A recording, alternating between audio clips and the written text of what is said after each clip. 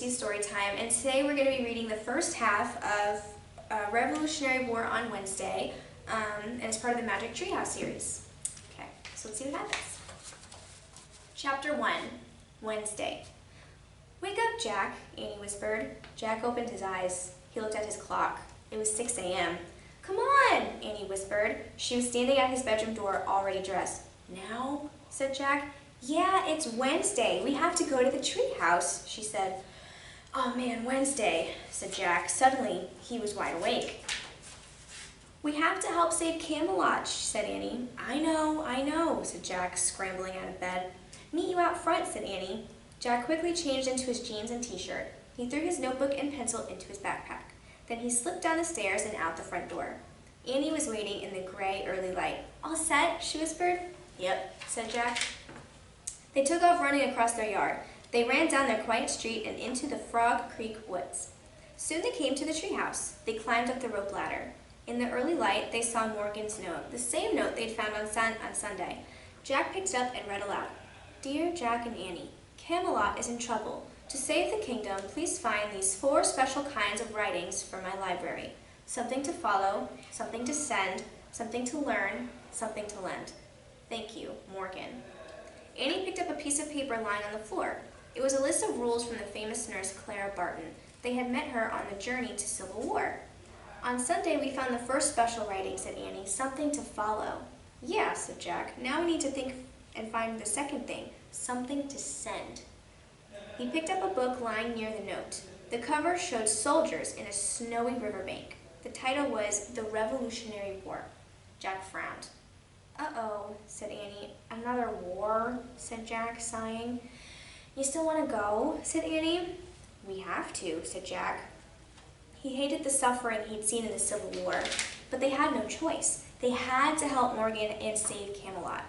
He pointed at the cover of the book. "I wish we could go there," Jack said. The wind started to blow. The treehouse started to spin. It spun faster and faster. Then everything was still. Absolutely still. Chapter 2, Day or Night. Jack shivered. The wind blew hard. "It's cold," he said. He could see his breath in the air. "Wrap your scarf tighter," said Annie. Jack looked down. He had a wool scarf around his neck. He was also wearing woolen pants that buttoned at the knees, a coat, and a hat with 3 corners. On his feet were funny-looking shoes with buckles. In the place of his backpack was a leather bag. Annie was wearing a long coat over a long dress. Jack pulled his scarf tighter. Then he looked out the window with Annie. They landed in the trees near an icy river. The sky was gray and heavy with clouds. "It's almost day, or almost night. I can't tell," said Annie. "Yeah, I hope it's almost day," said Jack. "I wonder where we'll find something to send," said Annie. Jack shrugged. "First, we have to find the Revolutionary War," he said. He opened their research book. By the gray light, he read, "Over 200 years ago, the United States was made up of 13 colonies ruled by Britain. From 1775 until 1782, American patriots fought for independence from Britain. This was called the Revolutionary War." Jack took out his notebook. He wrote, "American patriots fight for independence from Britain." Jack turned the page. There was a picture of soldiers in red uniforms. He read aloud, "During the Revolutionary War, British soldiers wore red uniforms. For this reason, they were called redcoats." Jack wrote in his notebook, "British equals redcoats." "Wow, snow," said Annie. Jack looked up from his writing. Annie was holding her hand out the window. A few snowflakes blew into the treehouse. "Not much yet," said Jack, "but we better find the special writing soon." "Well, stop reading and come on," said Annie. She buttoned up her coat and started down the ladder. Okay, said Jack. He packed the research book and his notebook into his bag, and then he followed Annie. When they stepped onto the ground, there were more snow flurries. The sky was growing darker. "I'm afraid it's almost night instead of day," said Jack. "Yeah," said Annie, looking around. "Hey, look, people!" She pointed up the river. In the misty distance was a campfire. Several men sat around the fire. They all held muskets. "Maybe they can help us," said Annie. She started away, but Jack grabbed her. "Wait, I think they're soldiers," he said. "They have muskets. Remember the muskets from the Civil War? The guns the soldiers carried?" "Oh yeah," said Annie. They might be redcoats, said Jack. Let's sneak closer and get a better look at their uniforms. Quick, said Annie, before it's too dark to see. Chapter 3. It's time. Annie lifted up her long dress and ran to a tree close to the river. Jack held onto his hat and ran after her. They peeked out from behind the tree. More snow flurries swirled in the twilight. Redcoats? Whispered Annie. Can't tell, said Jack. In the flickering firelight, the men didn't seem to be wearing uniforms at all. They wore ragged pants and coats. Some even had their feet wrapped in tattered cloth. Come on, said Annie. She ran to a tree closer to the river. Jack followed. This is as close as we should get, he whispered. But we still can't tell what they're wearing, said Annie. She crept forward and hid behind a scraggly bush. No closer, Jack whispered. But Annie took off again. She crouched behind a rock. She was only about 10 feet from the campfire. Oh, brother, she's way too close now, Jack thought, but he took a deep breath and ran to the rock to follow her. When Annie joined, Annie looked at him and grinned. This is like hide and seek, she whispered. It's not a game, Jack whispered back. It's war. Be serious. I am serious, Annie said, her voice rising. Shh, said Jack. But it was too late. One of the men stood up and looked around. What's the matter, Captain? Another asked. I heard something, said the captain. He held up his musket. Jack stopped breathing. Who's there? The captain shouted. Jack looked at Annie. She shrugged. We're caught, she whispered. Who's there? The captain shouted again. Just two kids, Annie answered in a small voice. Come out and show yourselves, the captain said. Jack and Annie stood up from behind the rock. They both held up their hands. We come in peace, said Annie. In the shadowy twilight, the captain moved toward them. Who are you? He asked. We're Jack and Annie, Annie said. Why were you spying on us? He asked. We weren't spying, Jack said. We just wanted to know if you were redcoats or patriots. There's a woman. Which would you like us to be? The shadowy figure asked. Patriots, said Jack. We are patriots, the captain said. Thank goodness, Annie replied. The captain smiled. Where are you from? His voice had softened. We're visiting relatives nearby, Jack said. Frog Creek, Pennsylvania, Annie said at the same time. But that's amazing, the captain said. My farm is in Frog Creek. Where is your farm? Jack didn't know how to answer. It's near the Frog Creek woods, said Annie. All farms are near woods, he said with a laugh. What? Just then, someone called up from the river. It's time, Captain. The captain turned to the other men near the campfire.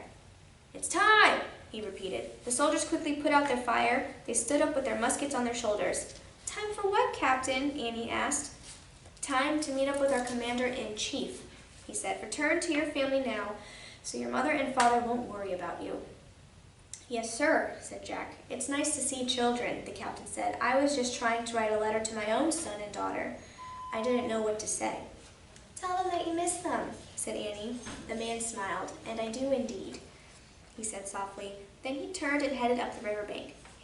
His ragged men followed behind. Soon they all disappeared into the cold mist. Jack looked around. The wind was blowing harder. The snow was sticking to the ground. What now? He asked. More than anything, he wanted to go back home. With the soldiers gone, the riverbank felt lonely and scary. We still have to find something to send, said Annie. I know, said Jack. Maybe we should just follow the captain and his men, said Annie. They might lead us to something. Jack wasn't sure that was a good idea, but he didn't have a better one. Okay, but let's try and not get caught this time, he said. He and Annie took off through the frozen twilight, following the snowy footprints of the American patriots. Chapter 4. Commander-in-Chief. Jack and Annie ran along the riverbank. The wind whooshed over the cold water. Wet snowflakes hissed in the dark. But then Jack heard other sounds. He heard voices. Lots of voices. He and Annie soon came upon hundreds and hundreds of soldiers gathered near the dark river. Many carried oil lanterns. The lanterns gave an eerie glow in the snowy twilight. The captain and his men must be here somewhere, said Jack, looking around. Boats like giant canoes were tied near the river. Men were leading horses and loading cannons onto the boats. What are they doing? Said Annie. Jack pulled out their Revolutionary War book. He read in a whisper. on Wednesday, December 25th, 1776. December 25th, that's Christmas, said Annie. Today is Christmas. Cool, said Jack. He started reading again. On Wednesday, December 25th, 1776, the Patriots were losing the war. Ragged and weary, many were ready to give up. Then something began to happen that would turn the war around. Around 2,400 American patriots gathered on the west bank of the Delaware River in Pennsylvania. They prepared to cross the river to go on a secret mission. A secret mission? Oh man, said Jack. He started to pull out his notebook. Attention, troops, the commander-in-chief, a soldier shouted. Jack and Annie saw a man in a dark cape and a three-cornered hat ride up on a white horse. The commander-in-chief loomed above the crowd of soldiers. His cape flapped in the wind. He sat calmly and with dignity on the back of his horse. Even at a distance, Jack thought the commander-in-chief looked familiar. Very familiar. But he couldn't figure out why. A dangerous mission lies before you all, the man shouted above the wind. But I want you to have courage. You must remember the words of Thomas Paine. The commander-in-chief held up a piece of paper. He read to his men, "These are the times that try men's souls. The summer soldier and the sunshine patriot will, in this crisis, shrink from the service of their country. But he that stands it now deserves the love and thanks of a man and woman." Wow, that's great, whispered Annie. Listening to the powerful words, Jack felt his spirits rise too. The harder the conflict, the more glorious the triumph, the commander-in-chief read on. What we obtain too cheap, we esteem too highly. It is dearest only that gives us everything its value. There was a silence, as if everyone were thinking about the words the man had read. Then the soldiers started cheering and clapping. They didn't seem tired at all anymore. Now they seemed eager to set out on their mission. The commander-in-chief saluted his men. He steered his horse toward the river. As the horse moved past them, Jack got a better look at the rider. He gasped. Of course, he thought. He'd seen that face before, on dollar bills. Jack grabbed Annie's arm. I know who the commander-in-chief is, he exclaimed. That's George Washington. Chapter 5, The Letter. George Washington? Really? Said Annie. Yeah, I think it is, said Jack. Wow, where'd he go? Said Annie. I want to see him again. Come on. She started towards the river. Wait, don't go far, said Jack. I just want to make sure it's him. He opened the Revolutionary War book. He found a picture of the boats on the riverbank. He read, when General George Washington gathered his troops by the Delaware River, he was commander-in-chief of the whole American army. The general led the army for 6 years until America became a free and independent nation. In 1789, he was elected the first president of the United States. Oh man, it is him, said Jack. He pulled out his notebook and wrote, General George Washington helped America become independent. Hey, what are you writing?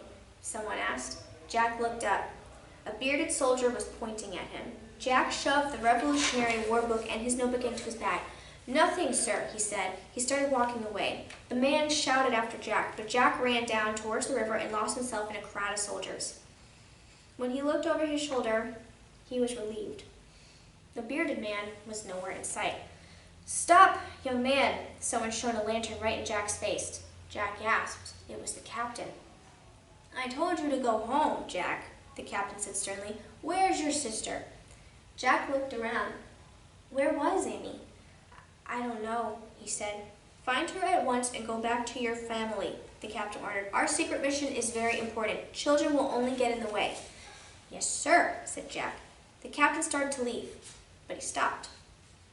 I wonder if you could do me a favor, Jack, he asked. Sure, he said. The captain pulled out his letter. This is my letter to my children, he said. It's a farewell letter. Would you please take it back with you to Frog Creek? Yes, sir. You must only send it if you hear that we have failed in our mission and many patriots were lost, said the captain. Yes, sir. The captain handed his letter to Jack. I copied the general's speech for my children, the captain said. If anything bad happens to me, I hope these words will give them courage. The captain then turned and disappeared into the crowd. Good luck, Captain, Jack called. He hoped he would never have to send the letter to the man's children.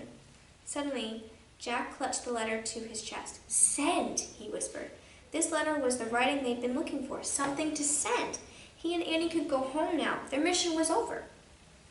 Jack shoved the captain's letter to his bag. Now to just find Annie. He looked around and shivered. "Where is she?" he muttered. Jack started moving through the crowd looking for Annie. It was hard to see. The wind was blowing harder. The snow fell faster. Jack started to panic. "Annie!" he called. As he wove quickly in and out of the crowd, he kept calling for her. None of the soldiers even noticed him. They were all too busy. Finally, Jack came to the river. Through a lamp-lit mist, he saw soldiers waiting to get into boats. Some had already climbed aboard. "Jack!" came a cry. Jack saw the figure of a small girl. She was sitting in the back of the biggest boat. "No way," he whispered. Jack charged down to the boat. He stood at the edge of the water. "What are you doing?" he shouted. "This is George Washington's boat," Annie said. "It's our big chance to spend time with him. We might not get another one." Jack looked at the other end of the huge boat. Through the mist and falling snow, he saw the commander-in-chief talking to his crew. "We can't go with him," said Jack. "We'll get in the way of his secret mission. Besides, we have something to send now." "What? How?" said Annie. "A letter. The captain gave me his letter to take back to Frog Creek," said Jack. "We're only supposed to send it if something bad happens to the captain. We can go home now." "Oh, can't we go a little later?" Annie asked. Jack climbed into the boat to pull her out. "No, come on," he said, taking her hand. Suddenly, the crew moved to the back of the boat near Jack and Annie. The men grabbed their oars and started pushing the boat away from the shore.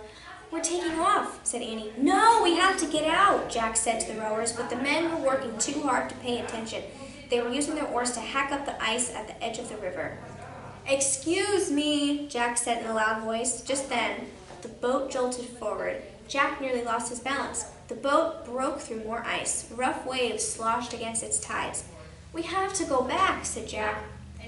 "Too late," said Annie. They were headed across the Delaware River. Okay, so that was the first half of Revolutionary War on Wednesday, part of the Magic Treehouse series. I hope you guys liked the first half and hope you stay tuned for the second half. Bye!